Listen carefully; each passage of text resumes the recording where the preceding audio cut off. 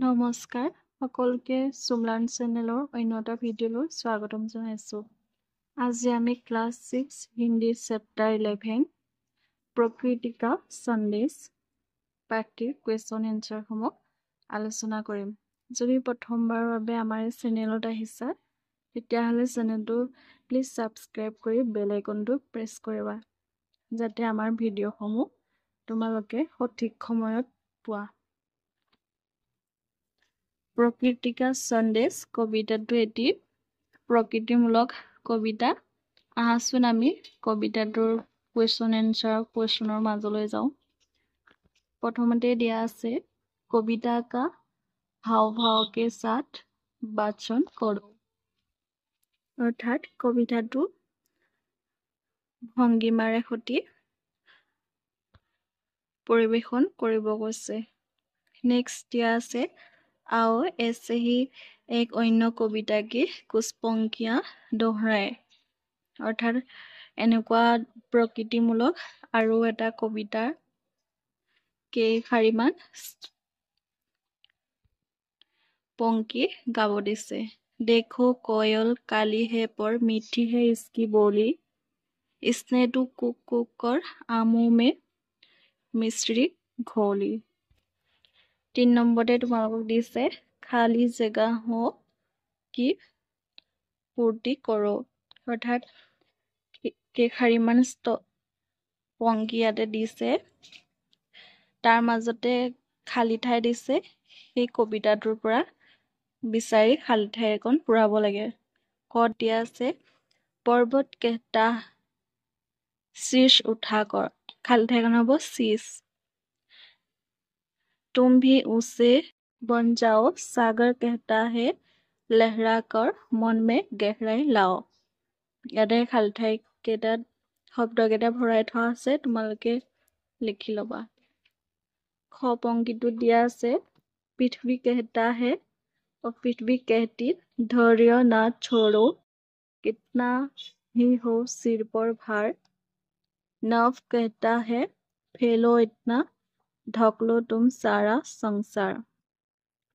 ইয়াতে খালী ঠাইত ভৰাই থোৱা আছে, তোমাৰ কবিতাটো চাইও লিখিব পাৰা, ইয়াতো লিখি থোৱা আছে। 4 নম্বৰতে কৈছে কবিতা কা ভাৱ সমঝো और उत्तर दो। অৰ্থাৎ কবিতাৰ যিটো সাৰাংশ সেইটো বুজিব কৈছে, উত্তৰ দিবলৈ কৈছে। কত আছে ऊंचाइयों को छूने का संदेश कौन देता है। ইয়াৰ এনসাৰ হ'ব ऊंचाई को छूने का संदेश पर्वत देता है।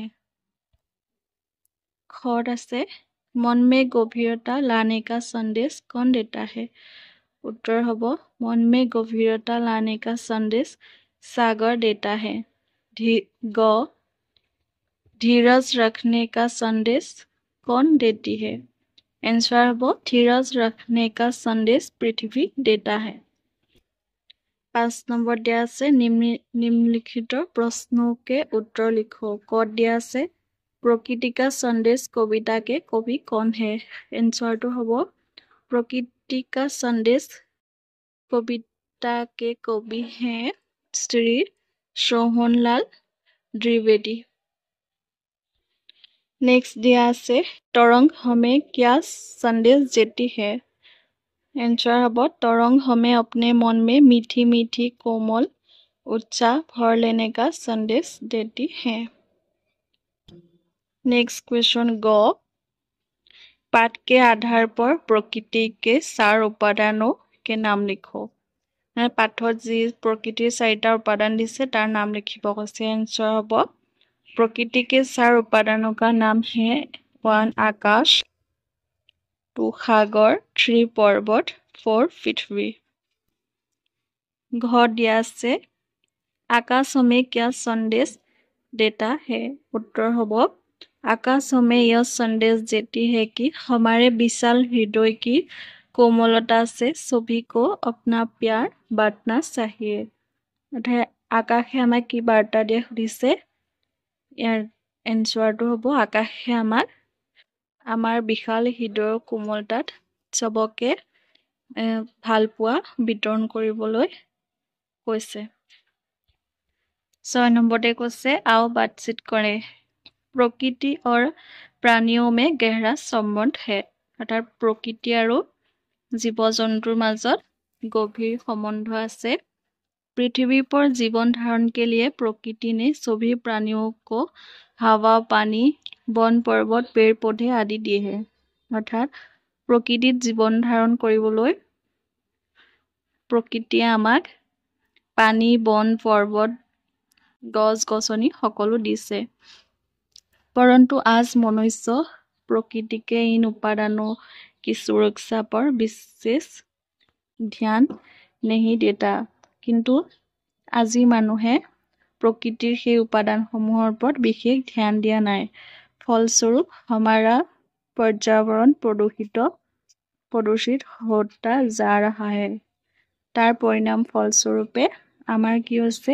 পৰিৱেশটো দূষিত হৈ গৈ আছে प्रकृति की सुरक्षा और हमारा कर्तव्य विषय पर कक्षा के सभी विद्यार्थी निम्नलिखित असम्मिलित होकर परिचर्चा का आयोजन करो साथ ही अपने अपने विचार शिक्षक को बताओ अर्थात प्रकृतिर सुरक्षा কৰিবলৈ আমাৰ যি কৰ্তব্য তাৰ ওপৰত সকলোকে গ্ৰুপ ভাগে আলোচনা কৰি শিক্ষকক জনাব দিছে नेक्स्ट पढ़ो समझो और लिखो ইয়াতে পুলিংগ আৰু স্ত্ৰীলিংগ লিখিব ইয়াতে পুলিংগ দিয়া আছে অপোজিট সাইডত স্ত্ৰীলিংগত কি হ'ব হেৰু সুধিছে উদাহৰণ দিয়া আছে বালক বালিকা গায়ক গায়িকা পাঠক পাঠিকা নায়ক নায়িকা বাঘ বাঘিন মালি মালিন তেলি তেলিন ধোবি ধোবিন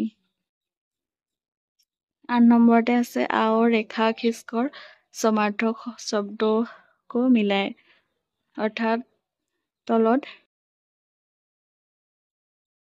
শব্দকেইটাৰ সমাৰ্থক শব্দৰ লগত মিলাব দিছে পৰ্বত ইয়াতে গিৰি লগত মিলাই থোৱা আছে শীৰ্ষ ইয়াতে শিৰ নভ নভ মানে আকাশ মৃদুল ইয়াতে কোমল হ'ব মৃদুলৰ লগত পৃথিৱী ধৰতি ছাত্ৰ-ছাত্ৰী তথা ভাইটি ভণ্টিসকল আজিলৈ ভিডিঅ'টো ইমানেই আছিল যদি তোমালোকে ভিডিঅ'টো অলপমান হ'লেও বুজিব পাৰিছা তেতিয়াহ'লে লাইক কৰিবা আৰু চেনেলটো ছাবস্ক্ৰাইব কৰি দিবা ধন্যবাদ